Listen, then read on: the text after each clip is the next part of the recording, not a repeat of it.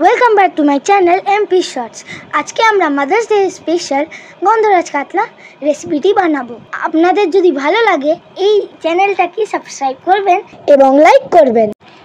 প্রথমে মাছগুলোকে ধুয়ে নিয়ে ম্যারিনেট করার জন্য আমাদেরকে গন্ধরাজ লেবু খোসাটি ওপর থেকে গ্রেট করে নিতে হবে। এরপর নুন এবং গন্ধরাজ লেবুর পাতা কুচি করে দিয়ে দিতে হবে। এরপর রসুন দিয়ে ম্যারিনেট করে রাখতে হবে। সাদা তেল গরম বসালাম। এদিকে আমরা মশলা তৈরি করে নেব। 2 রকম সর্ষে, কাজু এবং লঙ্কা বেটে আমরা একটি পেস্ট তৈরি করে মাছগুলোকে হালকা করে ভেজে নিতে হবে। চাইলে তোমরা কাঁচা মাছেও মশলা মাখিয়ে বসাতে পারো। যে বাটিতে তোমরা বসাবে সেই বাটিতে যেই মশলাটা আমরা বেটে রেখেছিলাম তাতে দই দেব।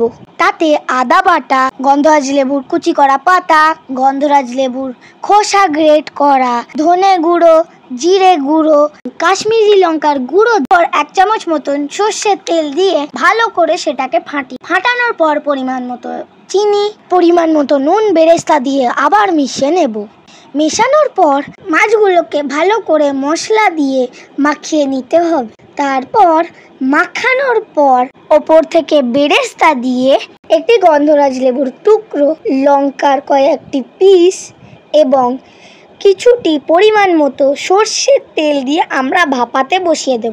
এদিকে একটি বড় কাঁচিতে আমরা কিছুটি জল দিয়ে কিছুক্ষণ ভাপানোর জন্য 15 মিনিট ভাপিয়ে নিয়ে চেক করে নেব।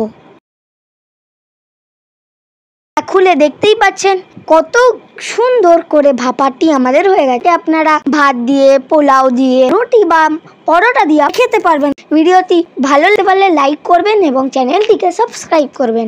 ভিডিওটি পুরোটি দেখার জন্য ধন্যবাদ।